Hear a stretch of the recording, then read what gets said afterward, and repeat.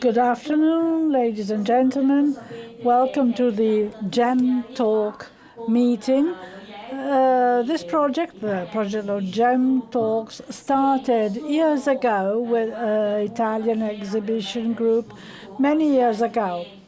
The trade fair joins buyers, sellers, and is also very keen in doing some forms of training. The collaboration with the Gemmology Institute is such that we can concentrate on key elements. The first Gem Talk has Thomas Hainschwang and Andrea Zullino as speakers. The first concerns diamonds and the second colored gems. Thomas Hainschwang, I think that many of us knew him already. He needs no presentation. He has a PhD in physics on type 1B diamonds in particular, that is yellow diamonds. He's a researcher. He's the founder and CEO of a lab in Liechtenstein. The name is GGTL. Recently, he has opened a lab in Antwerp. Why is it so? There is a major issue on synthetic diamonds, and in particular on small-sized diamonds, the melee. We know very well that brands usually ask us, how can I identify these very, very little gemstones? That's why we have invited one of the most important experts on the subject, who will speak about the challenges to identify these materials. Thank you very much, Thomas. You have the floor. Okay.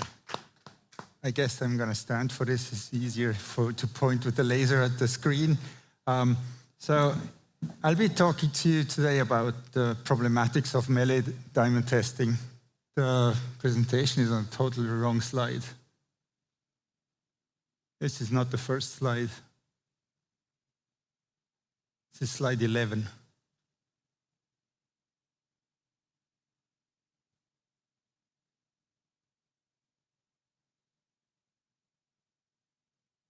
Anyways, until we get to the slide, let me continue here. So I'll be talking about melee diamonds, especially colored melee diamonds. There we are. And the problematics of testing it. I will be talking a little bit about colorless diamonds, but mostly about colored. Try to keep the colorless part short because it's not that, well, it's not that problematic nowadays. So it's a topic of the time because everybody's talking about synthetic diamonds. The entire market is affected by synthetic diamonds.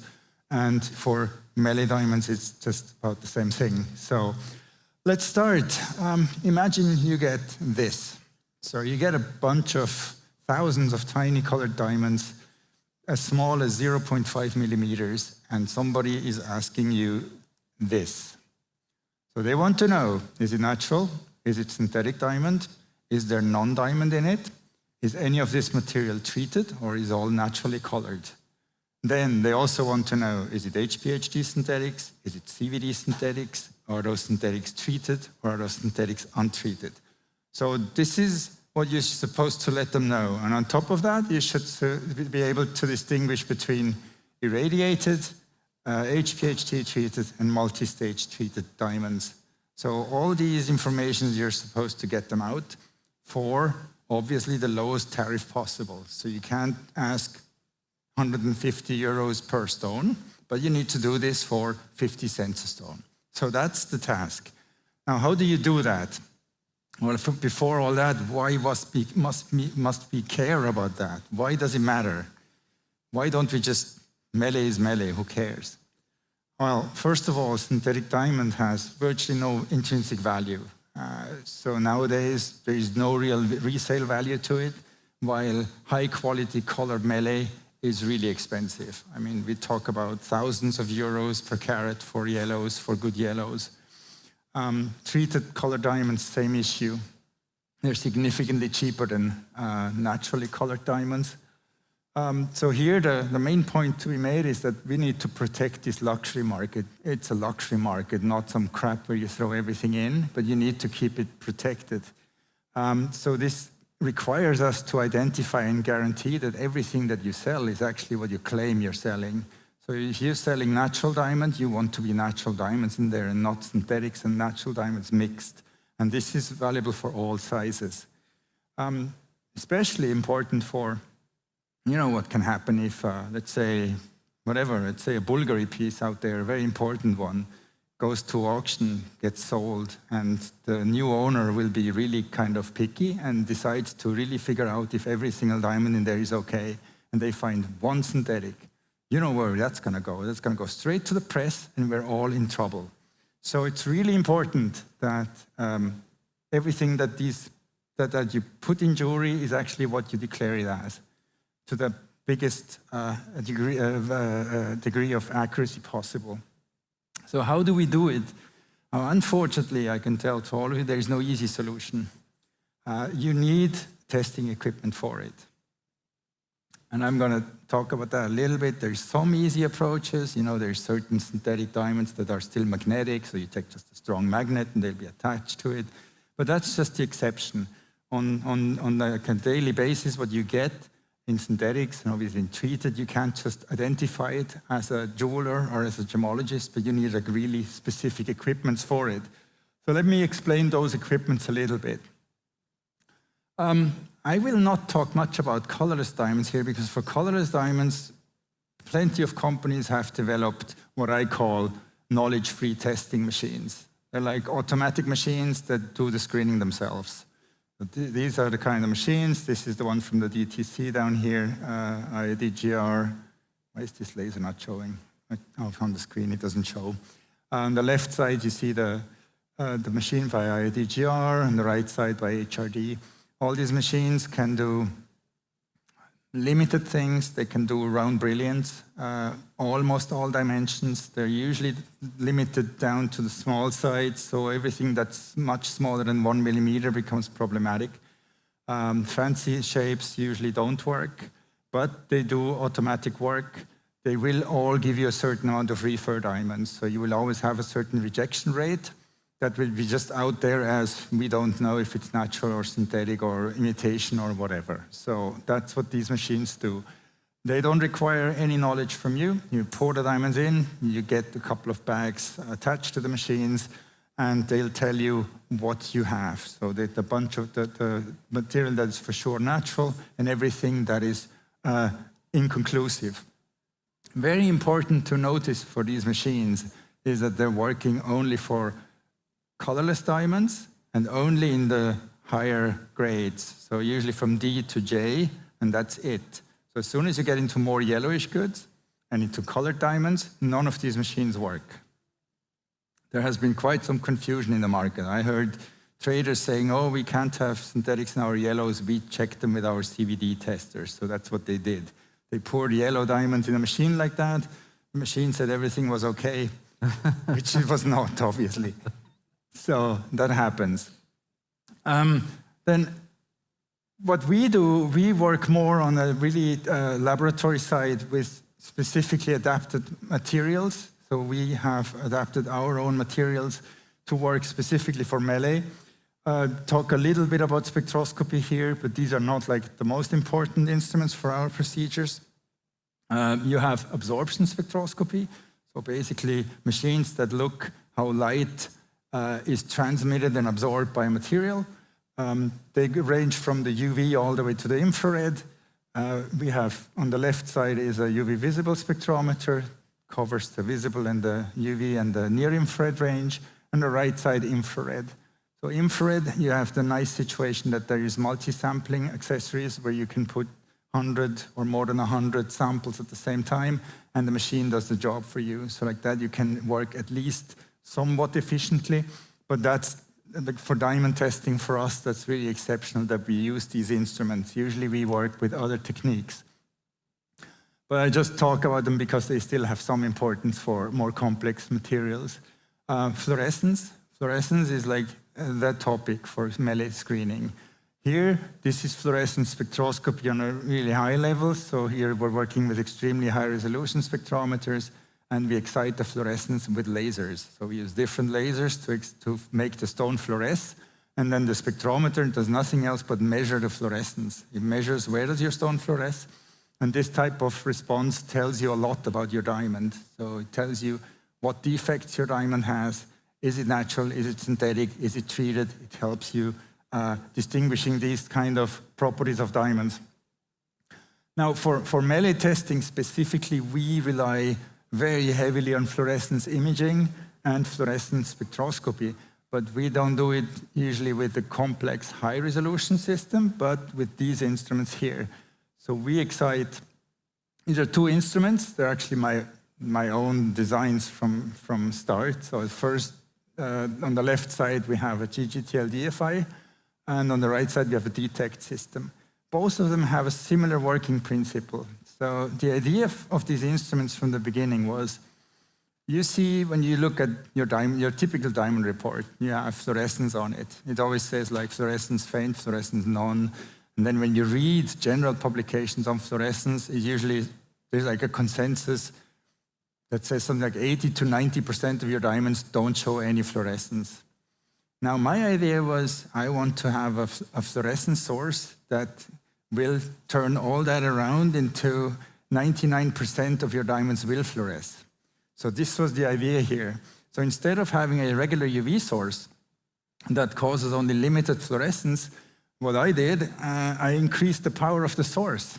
So first up was a 100-watt xenon source many, many years back. Wasn't satisfactory to me. Then it went to 300 watts and ended up with 1,500 watts here. So here you have a 1,500 watt xenon source, all the UV filtered out, and then we subdivide a UV band as we like it. So this thing is like an extremely powerful UV source that permits me to excite diamonds with any wavelength between 200 and 410 nanometers. Plus, we couple the laser from the side.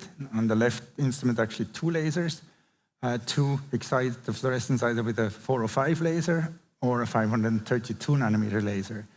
So briefly speaking, this is just a really, really, really strong UV source. Now this should normally start, I think, here. So on the right side, so now you see that little video. This is Jana working with diamonds in here. You see the spectrometer turning. When you see that green light, that means everything's fine.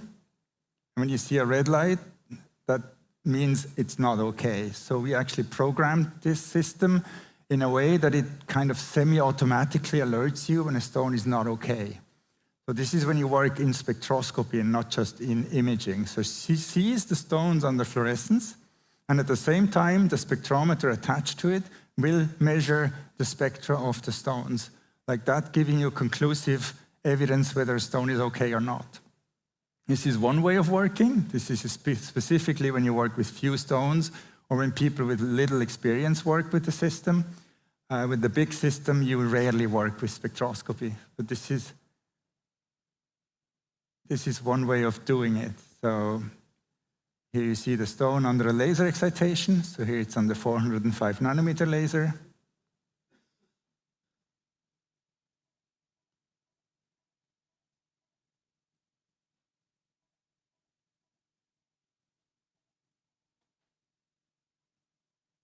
There you go. So, and these systems, depending on what diamonds you work on, you actually work through many thousands of stones an hour. So this is not just for a few stones, but for many, many stones within an hour. So what's the big difference between a UV lamp and this? Here you see it. This is the same diamond under a UV source and the same diamond under the fluorescence source of the DFI. So same excitation, same exposure time of the photo. That's how your stone fluoresces with a UV source. And on the right side, that's how the stone fluoresces under a fluorescence microscope. So we excite fluorescence in stones that are totally inert under regular UV sources with this kind of equipment. Okay, let's have a brief talk about colorless melee diamonds. So let's talk about natural versus synthetic melee diamonds, because the treatment story is not really important in melee. So in melee, in colorless melee goods, treatment is, in my opinion, almost inexistent, because finding melee goods that can be treatable from brown to colorless, like type 2A material, is extremely difficult. And in the end, not worth the work, because treated stone trades like whatever, 60% below wrap. And honestly, nobody will go through that. And if you know brown melee, it's extremely difficult to find type 2A melee, so nobody treats. That's not a topic. The topic in colorless goods is exclusively natural versus synthetic or imitations. So let's look at that. So here, how do we do it? Fluorescence imaging. Fluorescence imaging is really key to testing of goods like that. We get relatively little in volumes of colorless melee, because most companies nowadays have their own automatic screening systems, so it doesn't really concern us that much. What we get are the refers. So people send us the goods that have been referred by the automatic machines. So we get all the difficult stuff that the machines can't do. Even there, we rely mostly on fluorescence. Here you see fluorescence of natural colorless diamonds.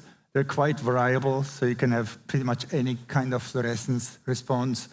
Red being probably the rarest, but you can even see those sometimes. But blue to violet and green to kind of this pinkish color, that's very common. On the bottom, we see how diamonds look like when you excite them under deep UV. So the top part was long wave ultraviolet, and the bottom part is how they look like under deep UV. So if you go towards 220 nanometers, that's when diamond shows the kind of patterns you see underneath. You can see much more of the growth. On the right side, you see a type 1A, hence a nitrogen-containing diamond under deep UV. So you see the growth of the stone. These undulating lines are cuboid growth lines, and the rest is octahedral. So they're mixed growth, cuboid octahedral in this specific stone. And on the left side, you see how type 2A diamond looks like. So type 2A or type 2B diamond, oftentimes under deep UV excitation, you can see these funny lines that are known in the trade as, or in science as dislocation networks. So these stones are very rich in dislocations, and sometimes you can visualize them nicely like that. And that does not exist in synthetic diamonds in this way. Here, as a contrast, how does a synthetic diamond look like under UV? So here as well, we're under deep UV excitation, so at 220 nanometers again. Under 220 nanometers, by far most HPHT synthetics in the market today will look like that. So you will see some kind of a chalky, whitish blue fluorescence. Depending on the stone, you see the nice octahedral and cube growth sectors like in this stone. Not always, in very small sizes, obviously, because they're not like, it's not like big stones. So you might not see anything, but they do show this kind of chalky fluorescence. And when you turn the UV source off, they all keep on phosphorescing. So they keep on fluorescing after you turn the UV off. That's something really characteristic for all HPHT synthetics. Very rarely you see one that doesn't do it. CVD diamond is a very different beast. So CVD diamonds, you have much more variable fluorescence color. It ranges anywhere from blue through green, through purple, violet, orange. You can have almost any color on the CVD diamond. You see sometimes, not always, the kind of layers that you see here, because CVD grows like plates, so they grow like layer by layer, and those dislocation lines, you can see them under deep UV excitation, as you see here on the right. CVD diamond might be somewhat harder to catch just on a visual when you do fluorescence imaging. The spectroscopy does the rest on these stones. CVD synthetic is more easily identified by spectroscopy, while HPHT more easily by visual aspects. Okay, let's go for the next one. Here you go. So this is what most some instruments, and we rely on to a certain degree. When we make conclusions, you can have a natural diamond that fluoresces just weak blue, and you will catch the so-called N3 center. The N3 center is responsible for the yellowish color of all Cape diamonds and for the blue fluorescence. So it does both. And the N3 center is pretty much unknown in synthetics. It's known, you can produce it by treatment. You can take a type 1B synthetic and you can treat the hell out of it and you can make N3 centers. So that's possible.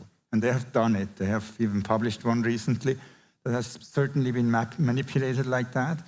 And in some CVD diamonds, you see a teeny-weeny N3 center. But a dominant N3 center fluorescence like this, you never see this in a synthetic diamond, in a colorless synthetic diamond, to be precise. This does not apply to colored synthetic diamond, only colorless. So to have a strong N3 center fluorescence like that is currently, at current status, proof that your stone is natural and not synthetic.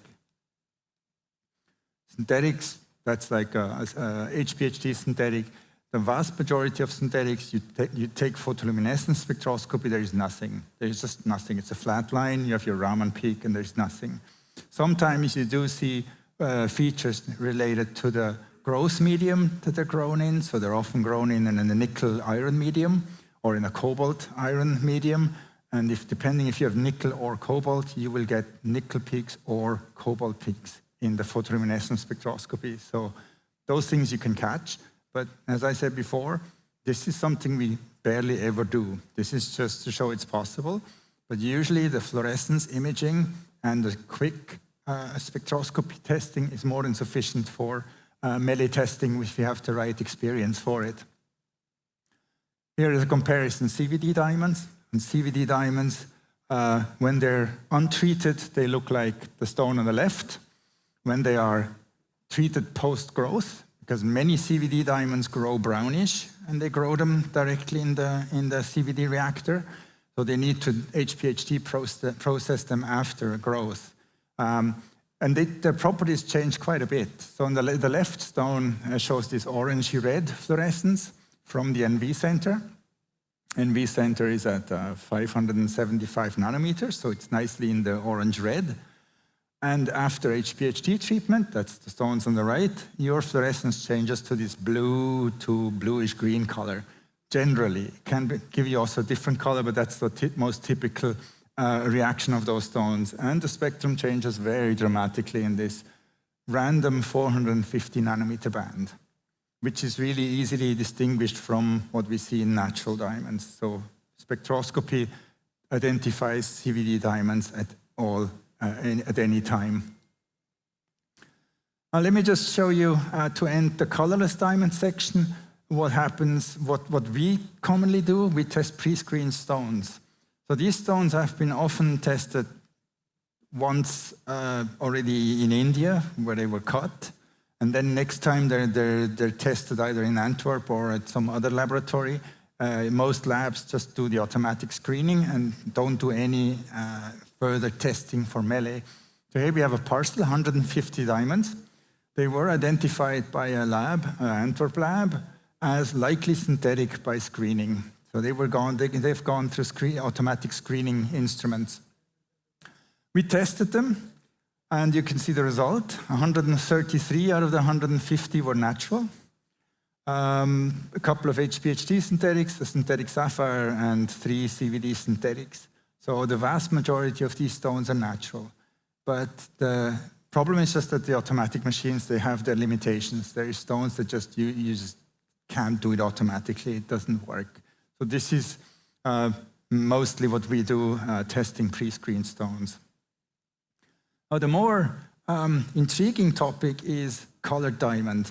So colored diamond is a really different beast than the colorless diamond.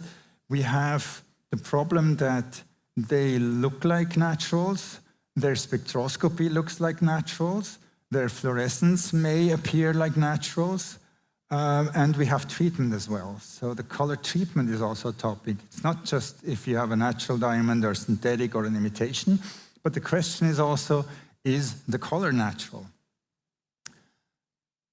How do we do this? Well, it's the same thing.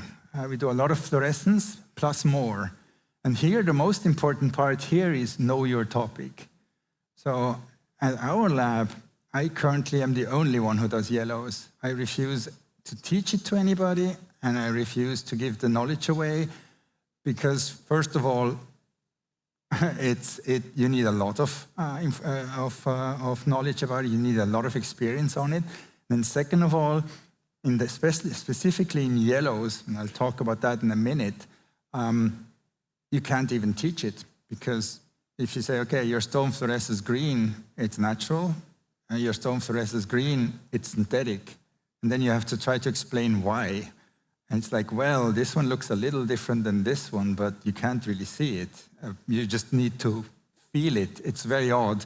So sometimes you have situations in these stones where the fluorescence is extremely similar, but the appearance of the fluorescence is, to my eye, significantly different enough that I can tell this is not natural, which is odd. That's just a very small percentage, though. I must admit, 95% of synthetics are easy, but then there is a couple of percent that are really, really difficult. So it's the fluorescence that does it. Luckily, diamonds fluoresce. Here we have a range of all naturally colored natural yellow diamonds. One is brown, the one on the top right.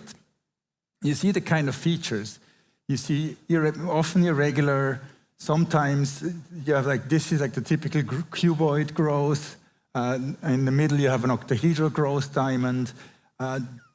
These features you need to know. You need to know, how do they fluoresce? What kind of an appearance can be natural, what can be synthetic? If you compare natural versus synthetic, there you go, here's synthetic. So this is kind of significantly different. You have the HPHT growth ones. HPHT growth always shows you growth sectors. These are bigger stones, most of those. That's why sometimes in a smaller stone you may just see this little thing on the left and not the whole cube face that you see here. But you see these features here, you know them, you learn them, you get experience on them, and you can catch a stone right away. And what it is, it's not just the color and the features, but which excitation brings which luminescence to life. So as we have 6 different excitations plus 2 lasers, I go with joystick through 6 excitations, and I see the stone, how it changes under each excitation. That's what gives it away. Does your stone fluoresce under shortwave? Does it fluoresce under deep UV? How does it fluoresce under long versus short versus deep UV? All that information together can identify any synthetic diamond at any time. If you're really troubled, you can go into photoluminescence, as I did already show for colorless diamond. In photoluminescence, oftentimes you will find something that will identify your stone as synthetic, but not always. Sometimes it's really the fluorescence imaging that does much more good than the spectroscopy. And again, as I said at the beginning, you can't charge 150 euros per stone. So, this kind of spectroscopy takes time and liquid nitrogen and equipment and et cetera. So you can't do that for 25,000 diamonds, obviously. So let's go into some depth on the yellow to orange melee diamond problem. That's something that really anybody who deals with yellow melee needs to burn that into their brains. Almost every single parcel since 2011 that passed through our lab had synthetics in it. Almost every single one of them. The worst was 45% synthetics in one parcel. On average, we got 1 to 2%, but 4, 5, 6 to 8% is not rare. They're very difficult to identify. Since we work a lot on fluorescence, we basically look at the behavior under different UV excitations. We identified so far 12 different types. So you can't just say any stone that fluoresces under deep UV is synthetic and everything's okay. Nope, there are stones that don't fluoresce under deep UV that will give you a curious response on the short wave and nothing else on the long wave and on the laser. And oh, this is synthetic. And these kind of responses you need to learn and to understand. So in order to do that, you can't just go buy a couple of synthetics in the market and test it, but you need to see a lot of stones to get this kind of a statistical approach. On the right side, you see one of those parcels that was this year, a vivid yellow diamonds, 8% were synthetic and 1 was a CVD. So a vivid yellow CVD, according to some guys for whom I reviewed a paper recently, they said it doesn't exist. I'm like, I'm sorry, we have 2 stones in the collection. I know they do exist. They had to admit they do exist, but nobody really knows how they grow them. So I'll give you a statistical slide that shows a problem. This has been done together with Cartier in 2011. So we tested 35,000 yellow diamonds between 0.7 and 3.5 millimeters. And this is the statistics. So the worst was the 1.5 to 2 millimeter diamonds. We had 4.5% synthetics. The bigger and the smaller it got, the less synthetics we had. This was strictly limited to vivid yellows here. I must say, nowadays, we see more and more synthetics in the lighter yellows, not only vivids, and also in sizes all the way down to 0.5. So we see really, really small sizes in synthetics. And that's how they usually look like. So this is the typical look of synthetic diamonds. These are the easy ones. This is like you put them in the deep UV, I hope this is what you see. So that's the easy one. There's this one thing on here that I smuggled in. I smuggled in a natural diamond, and this one here is natural. This is not a synthetic diamond. So just to show you, you're not careful enough, you pick this thing out, this is a natural diamond. All others are synthetics on here, but this is a natural. So it can be tricky, it's not always obvious.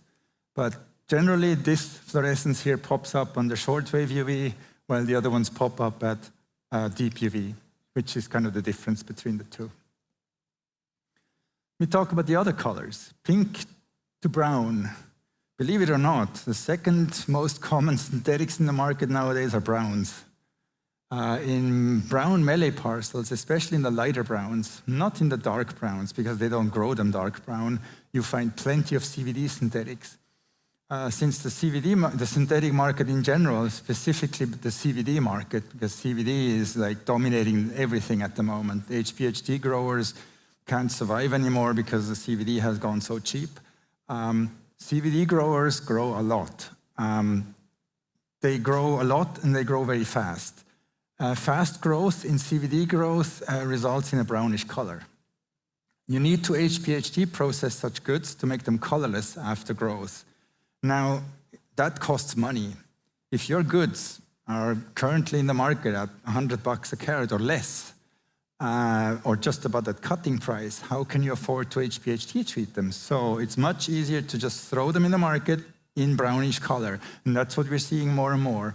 So these brownish colors, pinkish brown to browns in the lighter browns are very, very common nowadays. We've got like 1% to 2% on average in each parcel, any size. Easy identify, they fluoresce orange. So that's like an easy go. There's natural browns that fluoresce orange, but you know, it's very rare. And if you catch them, if you just basically remove everything that fluoresces orange out of a parcel, and you're safe. There is no other fluorescence on these stones. Pinks are very, very uncommon. Pinks were about the first synthetics that have been described many years ago by a Japanese group, I think, in jewelry.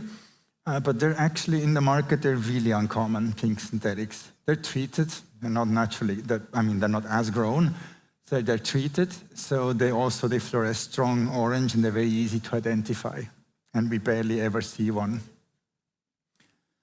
Gray diamonds, believe it or not, gray diamonds. So we talk about these wonderful salt and pepper diamonds that people are surprised that they break when they're in their jewelry because they're so full of inclusions. These salt and pepper diamonds, we constantly find synthetics in them. So they're either gray CVD diamonds or they're HPHD diamonds with lots of nickel flux inclusions. And they're just, they just end up in parcels of salt and pepper diamonds. Color-treated melee diamonds. We have one client, or we had one client that sent us color-treated melee. Trying to identify a synthetic in a color-treated melee parcel is about the hardest thing that you could possibly imagine, because the irradiation of these diamonds masks all synthetic features that you would be looking for. It destroys the phosphorescence, so you compensate for the boron in those stones through irradiation, so the stones don't phosphoresce anymore.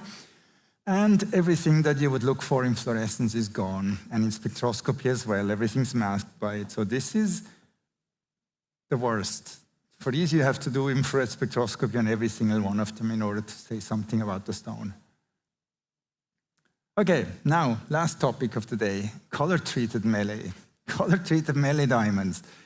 You know, in the past years, we've seen a couple, maybe not many. From time to time, you find one here, one there, one here, one there. Not a big deal. Fluorescence microscopy, as throughout my entire talk, again, is here a really important clue. If you have pink, pink is easy. Left two images, those are treated pink diamonds. Treated pink diamonds, the one on the left is a multi-stage treatment. They have this mix between blue, green, orange, pink, all colors that you want. This does not exist in nature. And the one on the right, this does not exist in nature either. This is a type 1b that has been irradiated and annealed. It's purple, so those are easy. Natural pinks that fluoresce orange to red are super rare, are type 2a and usually bigger stones. Those are really on the side, nothing to do with that. Sometimes you see these kind of fluorescence concentrations as on the right, when there's have been electron treated or cyclotroned. So this is a clue into this. Now, problem is that these stones don't necessarily show that, but they do show a fluorescence that would tell me normally, this is not a type 1b diamond, this is a type 1a diamond. So the fluorescence is where we start on with these goods, and then we double check them by infrared spectroscopy. So this is a tiny stone, 0.8 millimeter. This is not even a fancy intense yellow, it's just a fancy yellow. It was in a parcel, just like that, randomly, irradiated and annealed. This happens from time to time. Not a big deal, honestly, compared to synthetic diamonds. This is not very common, it's very unusual, but still, we always have to look out for them, because you don't want them to sneak into a piece of jewelry at any time. Now, what's much more scary at the moment is this. We're seeing more and more HPHT-treated diamonds that get into parcels of melee, which is something that I thought was really not worth it financially, but I guess if you work with vivid yellows, which we are dealing with here, it might be worth it, because here they take brown, cheap material to start with, they HPHT treat them at really high temperature, and these things have to be repolished afterwards, because they're burnt. After an HPHT treatment at these conditions, they're burnt. So we see more and more, and like really in the past 2 years, we've had several occasions where we had entire parcels that were polluted with HPHT-treated melee diamonds. Here again, first clue is the fluorescence. So on top right, you see a fluorescence image of an HPHT-treated, like you can call it almost type 1b diamond. The fluorescence just doesn't go with that kind of a color and that kind of material.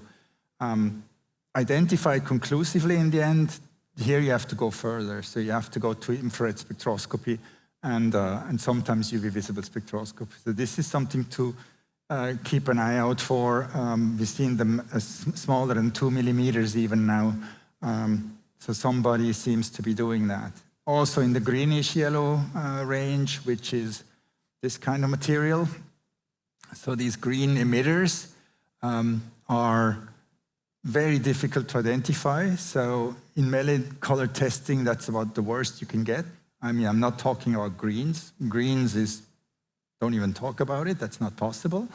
But green emitters, so if somebody gets your parcels of those green fluorescing diamonds, to identify whether they've been treated or not, this is really, really challenging. So this kind of material, you can produce it by irradiation and annealing or by HPHT treatment. We've seen both. We've seen HPHT-treated melee in these colors. This is all naturally colored. This has been identified as treated by an unexperienced lab. The parcel was sent to us, turned out to be naturally colored, but this is really, really tricky. Okay, so let's conclude my talk. As I have just shown you, testing of melee diamonds is a pretty specialized task. It's very demanding.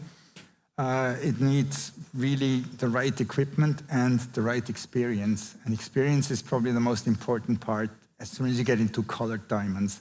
Colorless, you can do a lot with the automatic testing available, but again, it doesn't work for colored diamonds. Most efficient screening methods are fluorescence-based. Anybody who claims otherwise just has never worked with those goods. I've had people who said, oh, infrared. Infrared is not efficient. You need to be really efficient, and the fluorescence is the only way to do it.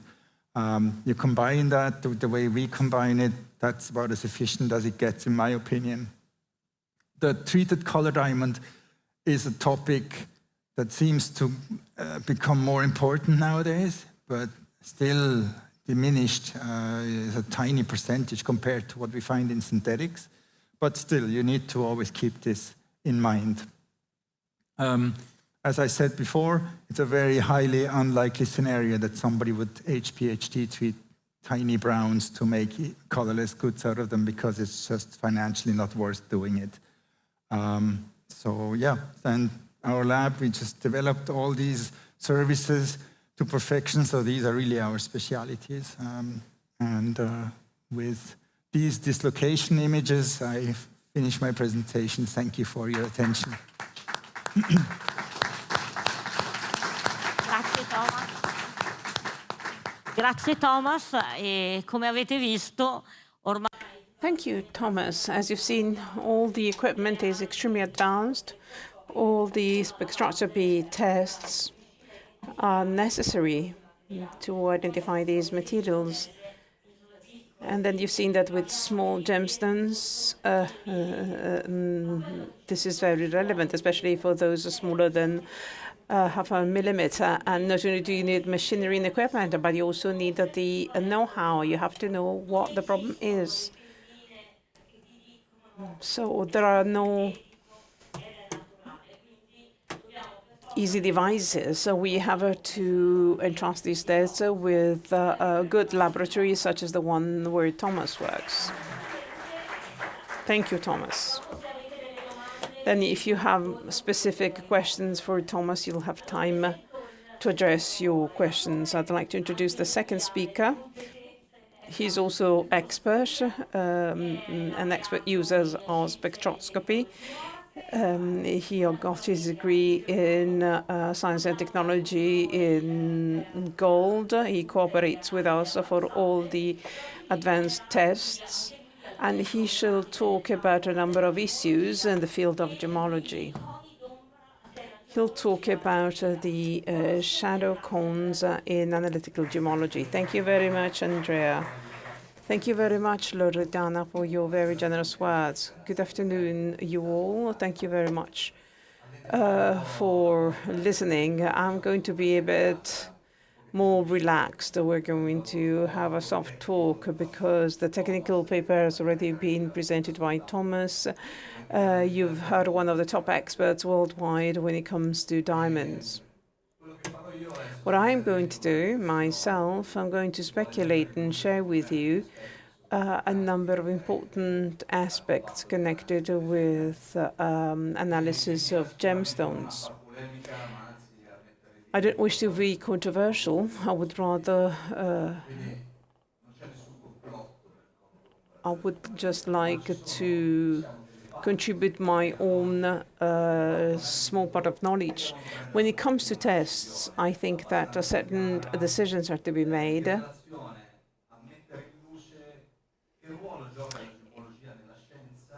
There's a role for gemmology and there's a role also for science in gemmology. As you just understood, I'm going to talk about colored stones. We just heard about colorless stones, but analysis is all important when it comes to gemstones.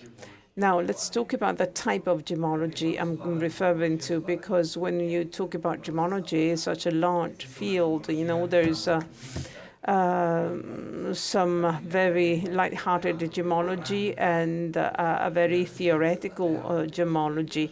There's aspect connected to science, and the objective is certainly not that of coming up with gem tests, but the objective could be that of putting together a paper to be submitted to the community of experts.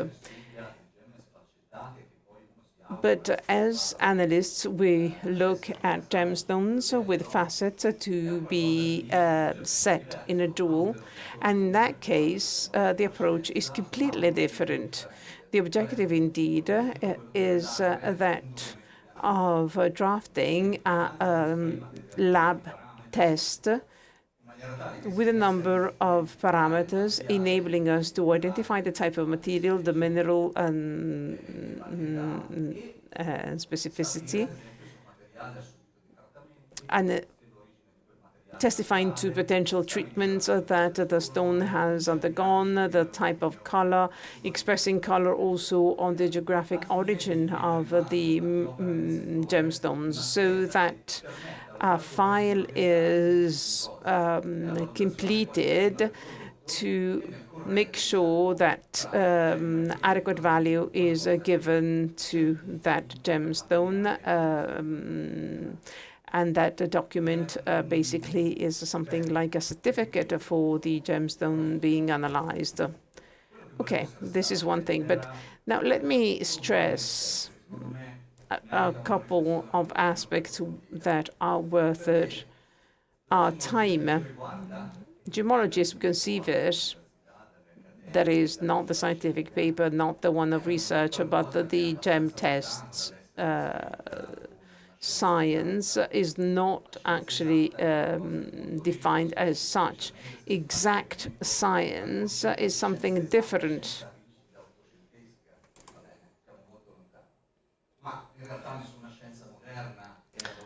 But as a matter of fact, there's no modern science that can be termed as exact. But there's an approach to exact science which is widely accepted.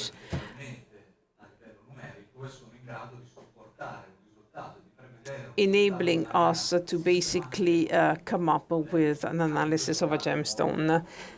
And gem analysis is not an exact science as yet. Just think, for example, about the fact of a document, a certificate, for example, for a diamond, or a certificate for a colored stone, include a number of scientific data, weight, measurement, the type of stone it comes from, for example, the amount of red or pink of a corindon can also be subjective. But there are a number of parameters in a document, in a certificate, that are certainly subject to some subjective opinion. And whenever you talk about subjective opinion, you understand that you are far from the scientific exactness. As far as I see it, there's a gap yet. In that science certainly is part and parcel of gem tests, but we try and use only what we need, but this is not right.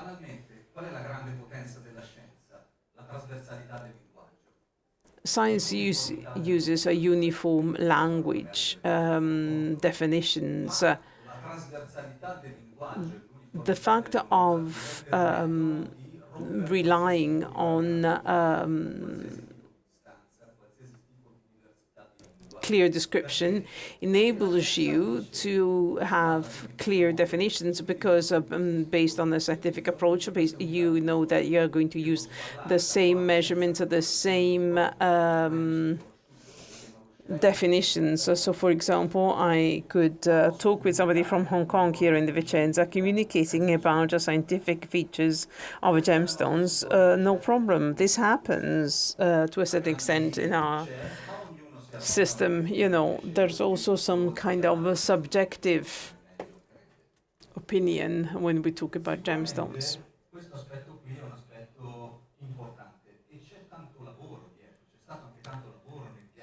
A lot has been done to try and come up with uniform descriptions. But again, this only works within a certain geographic area. There are bodies that would like to get to that. This is one of the great successes of science, that are coming up with common definitions and using the same symbols so as to be clear about what is being said in the certificate. But in a lab, you have to use that language, and you have to rely as much as possible on something which is based on figures, and you can do so to a certain extent, but it might be impossible to do it 100%. This is something that we have to take for granted. What I find it difficult to understand or to approve is that over time we can have a single nomenclature, but I think that some harmonization is still required.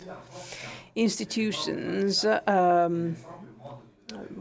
put together data banks with a certain degree of subjectivity, and this doesn't pave the floor to uniformity. As I said before, science should use uniform descriptions so as to come up with repeatability of data. If the result I obtain cannot be controlled or tested by Thomas, then my scientific result is completely null. So if I carry out some kind of analysis, but I only rely on my own data, on my own data bank, well, then in that case, that certificate cannot be used, and is certainly not going to be extremely valuable, because all should understand what is included into a certain certificate. So having repeatable information is our objective. Of course, that would require previous investments. As a matter of fact, you cannot have huge data banks on gemstones. And in certificates, we may find certain differences yet. There are times yet when you see that different institutions go their different directions. And this is a snapshot of the problem we're in, because it is not, again, truly scientific. Now, let's try and go in greater detail. I wanted also to refer to colored gemstones, right? So let's talk about corindon. In the lab, certainly important results were obtained, important steps forward have been made, so I am fully on it. But, you know, it is not completely reliable. Any test lab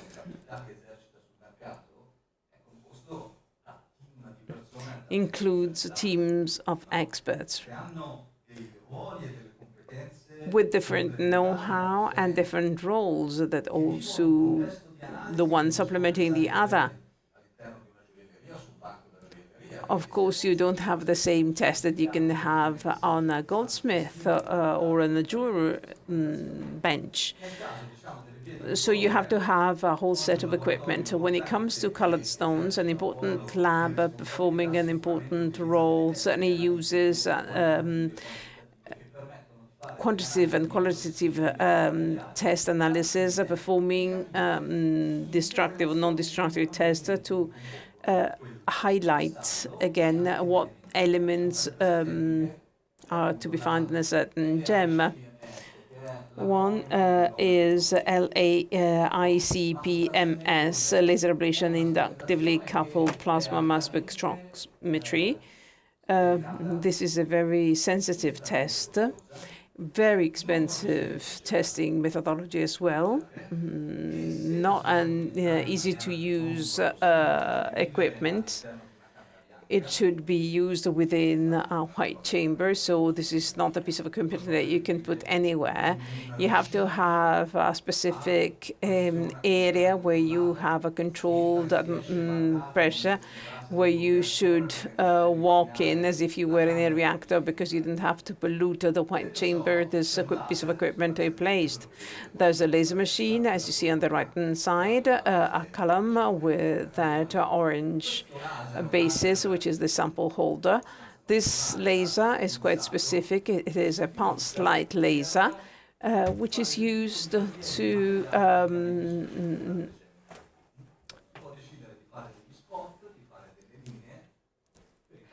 analyze the material of a gemstone in specific points.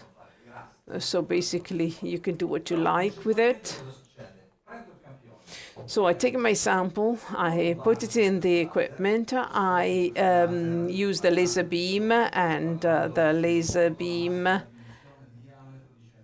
it should be 100 micron at the very maximum. So I look at, I use the laser, I ablate part of the surface, so I remove some part of mass, and then I use a gas to move that part within an ICP piece of equipment. The ablated material is subject to ionization. So it is subdivided into the ions making it, and then it is placed in a very complex tunnel where tests are performed. So this beam basically tells us what are the materials making up that gemstone, and what is the relationship connecting the different components. So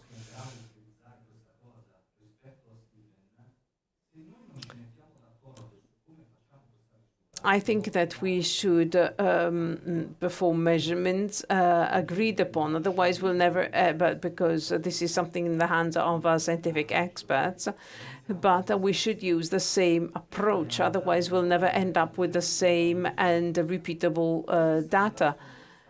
So the standard are required, and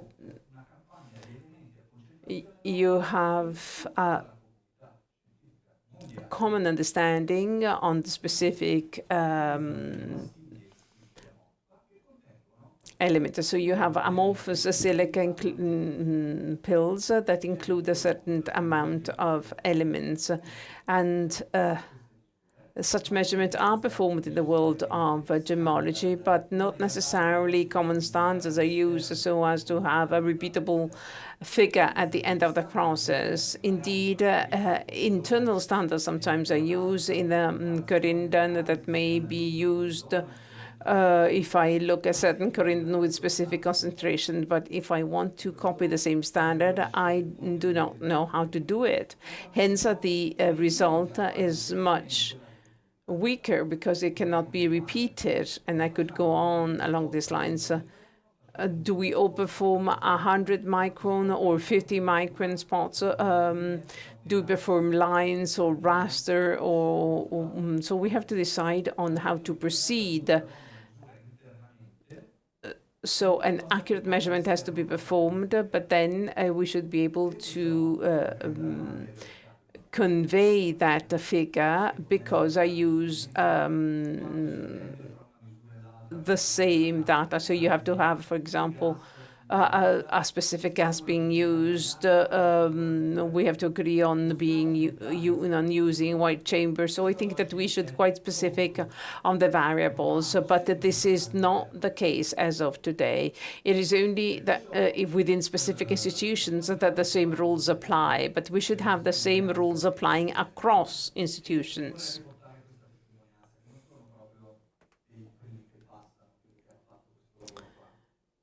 An analysis was performed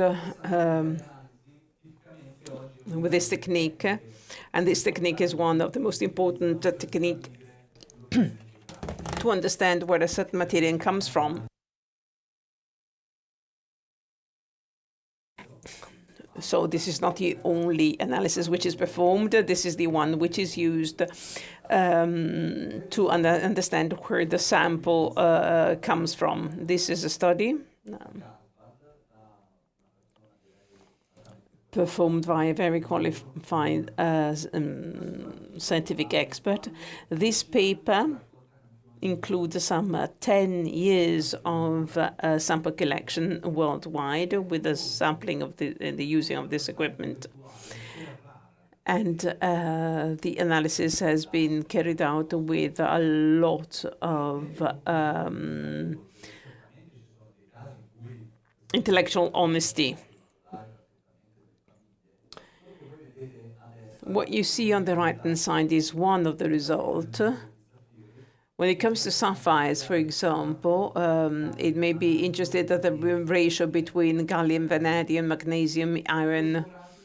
In this chart, we see how much vanadium is there, how much gallium is there, and each sample, each analysis lead to one spot. So that group of colored dots is the result of 10 years of collecting data. So green highlights the ratio prevailing in Myanmar, purple in Sri Lanka, Madagascar yellow, and the campo that we're analyzing is red, so we don't know exactly where our sample comes from. Indeed, it could either be Myanmar or Sri Lanka or Madagascar. But what the experts say in this description, if after more than 10 years, the Field Gemmology and Research Department of GIAs have produced an enormous amount of data on the gemmological properties of blue sapphire, coming from large deposits around the world. Despite these efforts, and they use a word that we have to focus on, the inescapable conclusion. So basically, we did our best, but this is the inescapable conclusion, seems to be that there is often significant overlap between stones from distinct geographical areas, which make it difficult, if not impossible in some cases, to identify the origin of that stone. It seems to be a non-result, but it is a very important result. Even the fact of stating that certain analysis may not be performed is a great result anyway. If you looked at magnesium-iron ratio in the same samples, in the raw or non-raw data, you see that you cannot clearly define the different origins. This is why, scientifically speaking, there are situations where the best result is not to come up with any results, but you have to know why is that. So referring to any specific origin as if it were the only one is a non-scientific result. With the certificate, usually you know that the largest institutions worldwide only refer to the results of their scientific tests as if they were only opinions, and yet you know that a lot of money depends on those opinions.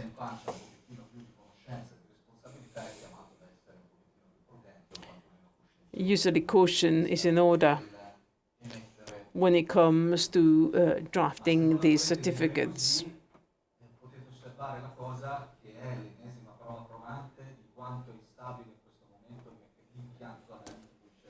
So analysis at this point in time are not fully reliable. You don't need one certificate, you don't need two certificates. You might need 3 or 4 certificates. Certificati di altissimo livello.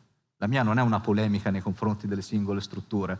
Là dentro ci lavorano delle persone ipercompetenti, va bene? Però è importante cominciare a dialogare di più per il bene comune dal mio punto di vista. What is important is to speak more to each other, also for the well-being of a single structure. You know, these things can only be implemented in labs with experts. Another important thing, and then I'm finished, is this. The description of a color of a gemstone. You know, describing the color scientifically is very complex. Sometimes it's also impossible because it's difficult. With gemstones, there are limits on the geometry. You cannot saw the sample with parallel facets. The sample is that, and such it remains. The geometry is such that you cannot scientifically characterize the color. Even if you had a common shape and a test which can be repeated, there are many factors making up the color, the size, the cut. Is it elongated? Are there inclusions? The fluorescence, which contributes to the perception. There are some stuttering processes which contribute to make the overall perception of a color. And most important of all, you cannot state a beautiful red or an ugly red. You know, we have different tastes. So you cannot put a taste in tracks. And the description, the dominant part, is not to be taken for granted, because this is the dominant, this is the secondary shade. If you add the color saturation, i.e., is it saturated, majorly saturated, or not? You know, there are a number of variables so that there is no symmetry. So what's important is that these are our things, and they are beautiful, but where do they come from? They come from a precious historical marketing heritage. And this should remain. I mean, you cannot convert this systematically into numbers. You can make comparison scales. Well, not really. We don't have a Greenwich comparison.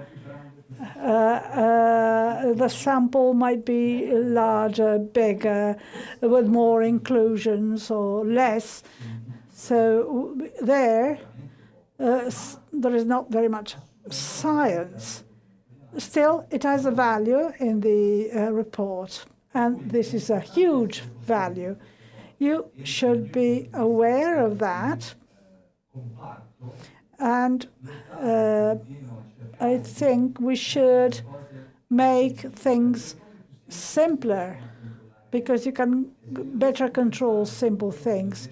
If I were to summarize things in a slide, I would say that.